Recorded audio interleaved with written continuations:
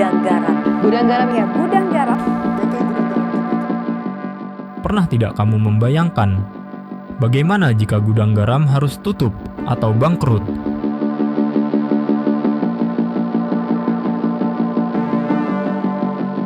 Perusahaan rokok ini sangat terkenal dan bahkan salah satu terbesar di Indonesia bahkan di Asia. Ketika berbicara tentang pajak, gudang garam juga salah satu kontributor utama penerimaan negara dari sektor industri tembakau. Gudang garam juga adalah satu-satunya perusahaan rokok di Indonesia yang bisa membangun sebuah bandara yang biayanya 100% menggunakan biaya pribadi. Namun, sejak awal tahun 2025 hingga sekarang ini, isu tentang gudang garam sedang terpuruk dan merugi semakin meluas. Lalu, apa dampak yang akan terjadi dengan perekonomian lokal, khususnya di kota Kediri, jika sampai gudang garam bangkrut? Apakah ini akan sangat berbahaya bagi perekonomian lokal? Mengapa gudang garam sebegitu pentingnya bagi perekonomian kota Kediri? Di video kali ini, kita bakal mengulas gimana gudang garam memberikan dampak yang sangat vital untuk ekonomi lokal di kota Kediri dan bahkan Indonesia, serta mengulas sejarah berdirinya gudang garam dan fakta unik lainnya. Mari kita bahas sampai akhir. Tetap melihat dari segala sisi sampai yang paling kiri.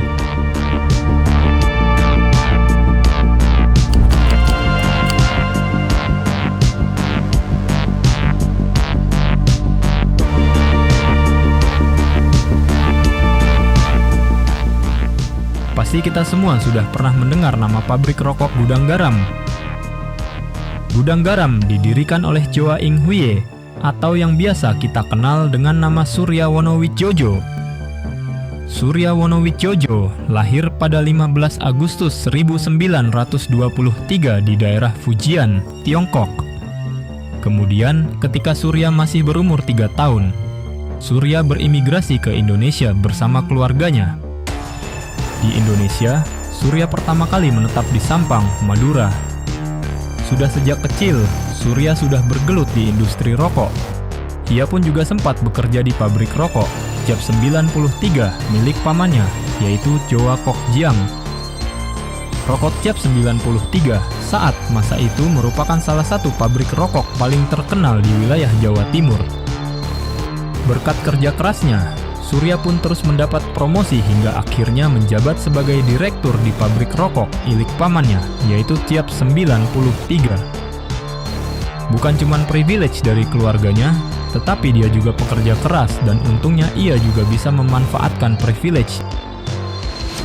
Namun, kemudian hari muncul perselisihan di antara Surya dan pamannya Choa Kok Jiang, sehingga Surya akhirnya memutuskan untuk keluar dari pabrik rokok Jap 93 pada tahun 1956. Kemudian, pada tahun 1958, saat Surya yang masih berusia 35 tahun, Surya memberanikan diri untuk mendirikan perusahaannya sendiri, yang biasa kita dengar, yaitu Gudang Garam. Dari inilah akhirnya berdirinya raksasa produsen rokok. Gudang Garam sendiri pertama kali didirikan di wilayah Jalan Semampir, Kelurahan Semampir, Kota Kediri, Jawa Timur pada tahun 1958. Menurut beberapa sumber, luas Gudang Garam untuk sekarang ini bahkan mencapai 240 sampai 250 hektar. Jika kita bandingkan dengan luas Kota Kediri yang hanya memiliki luas wilayah 63.404 km persegi. Di sini, Gudang Garam sendiri bahkan mencakup sekitar 3,7% dari total luas Kota Kediri. Atau bisa kita bilang, luas Gudang Garam sama dengan luas 1 hingga 2 luas wilayah kelurahan yang berada di Kota Kediri.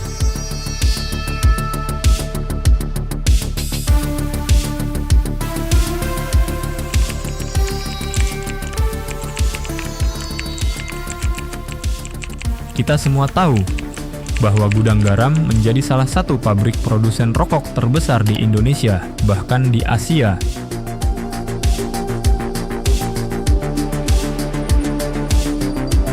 Gudang Garam yang dahulu dikenal sebagai raksasa industri kretek kini tengah menghadapi tekanan finansial yang signifikan.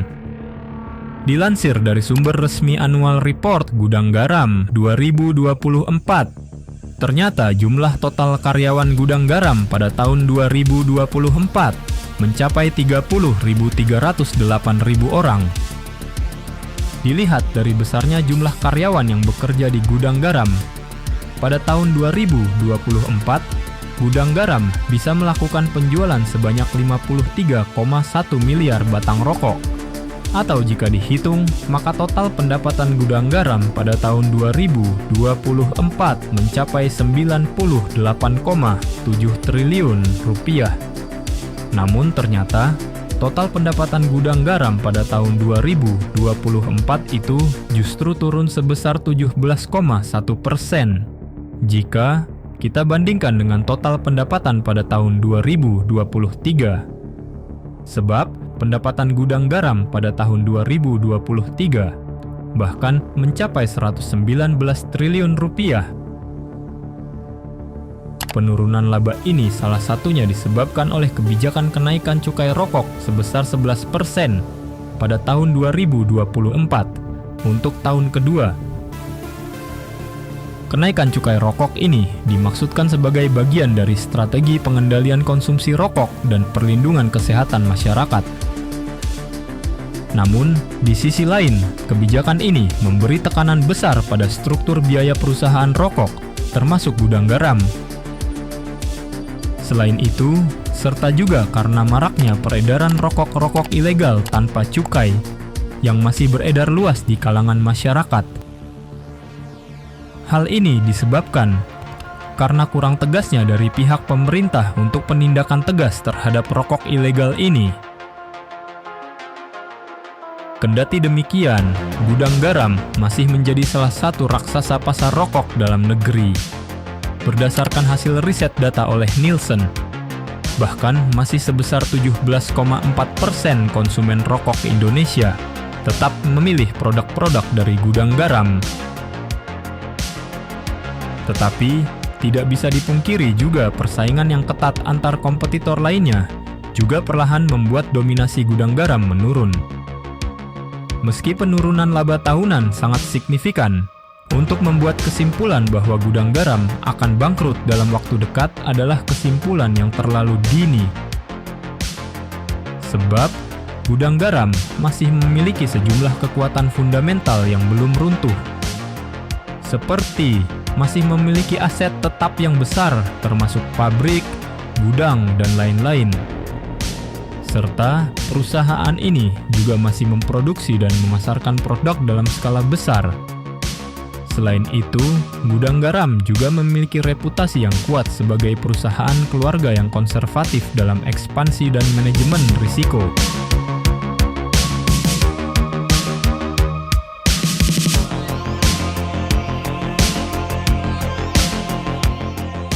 Sebesar dan sepenting apa kontribusi Gudang Garam bagi perekonomian lokal, khususnya Kota Kediri? Dilansir dari data BPS Kota Kediri pada tahun 2024 dalam jurnal publikasi resmi PDRB, penyumbang terbesar PDRB Kota Kediri berasal dari sektor industri pengolahan, yaitu salah satunya adalah Gudang Garam. Gudang Garam memberikan kontribusi yang sangat fantastis, sebesar 79,64% pada 2024 dari keseluruhan ekonomi Kota Kediri. Bahkan dari rentang tahun 2020 sampai 2024, Gudang Garam selalu menyumbang kontribusi di atas 79% bagi Kota Kediri.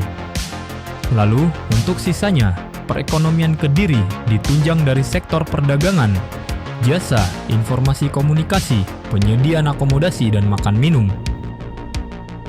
Tak hanya itu, Gudang Garam secara konsisten membayarkan cukai rokok lebih dari 100 miliar rupiah per tahun, menjadikannya sebagai salah satu kontributor utama penerimaan negara dari sektor industri tembakau dan cukai. Karena adanya peran penting Gudang Garam dalam pertumbuhan ekonomi, pada tahun 2024, Kota Kediri akhirnya dinobatkan sebagai kota terkaya menurut indikator PDRB tertinggi di Pulau Jawa. Bahkan jauh melebihi kota-kota besar seperti Jakarta dan Surabaya. Karena hal ini, gudang garam sampai saat ini masih menjadi tulang punggung bagi perekonomian lokal, khususnya kota Kediri. Gudang garam memiliki karyawan total sebanyak 30.308.000 orang. Di sisi lain, sebagian besar karyawan gudang garam juga berasal dari kota Kediri dan wilayah sekitarnya. Gudang garam juga secara tidak langsung mendukung penciptaan lapangan kerja yang sangat besar, kurang lebih 4 juta orang di seluruh Indonesia, yang terdiri dari berbagai kalangan, misalnya petani tembakau dan cengkeh serta pedagang retail yang tersebar di seluruh Indonesia. Bisa dibayangkan bukan betapa pentingnya kontribusi gudang garam yang menjadi tulang punggung utama bagi perekonomian kota Kediri. Tidak hanya itu saja, gudang garam juga menjadi roda penggerak ekonomi lokal atau mikro, khususnya di area sekitar pabrik, serta membuka penyerapan lapangan kerja tidak langsung secara besar. Contoh kecilnya seperti pedagang kaki lima, toko kelontong, pedagang pasar tradisional, dan usaha mikro lainnya. Dengan adanya gudang garam ini, juga membuat peningkatan daya beli dan perputaran uang lokal terus berjalan. Gaji dan upah yang dibayarkan gudang garam juga menciptakan daya beli yang masif di masyarakat Kediri. Uang yang dihasilkan dari para karyawan kemudian dibelanjakan di berbagai sektor seperti kuliner, properti, retail, dan jasa. Bisa kita lihat bahwa masyarakat dan gudang garam itu saling membutuhkan satu sama lain, layaknya simbiosis mutualisme.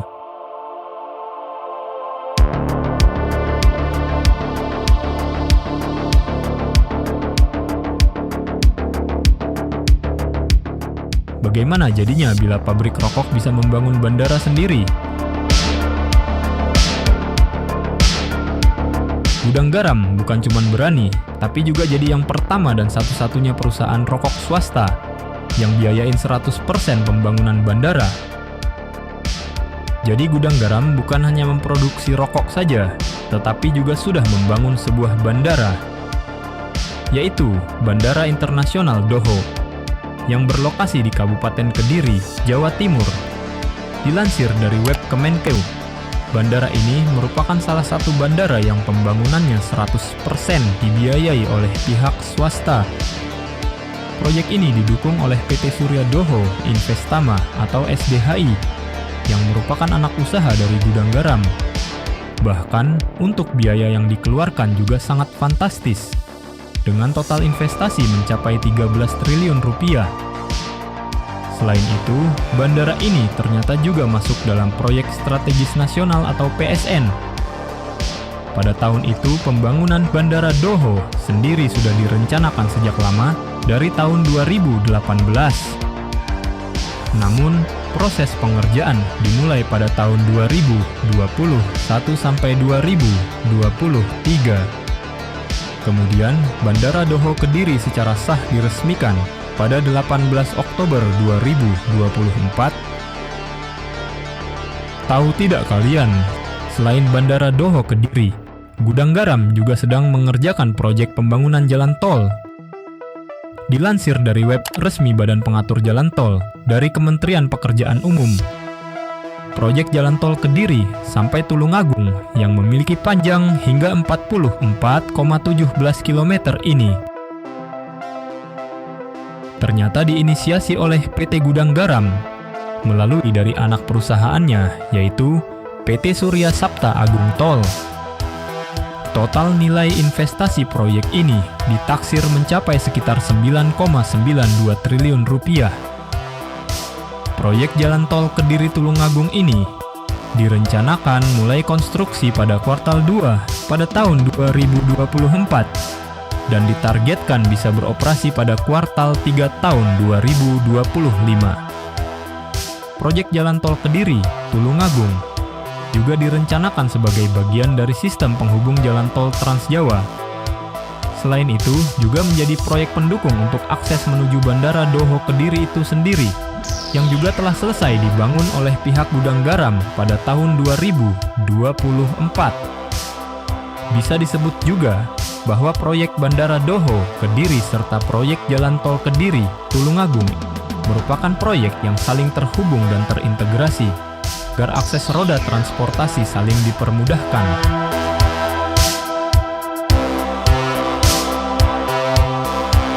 Memang masih dini untuk membuat kesimpulan bahwa Gudang Garam akan bangkrut dalam waktu dekat. Lalu, kalau Gudang Garam sampai bangkrut, siapa yang paling dulu akan merasakan dampaknya? Dan apakah negara akan siap? Serta bagaimana menurut pandanganmu jika Gudang Garam benar-benar akan bangkrut? Silahkan tuliskan opini dan pendapatmu di kolom komentar.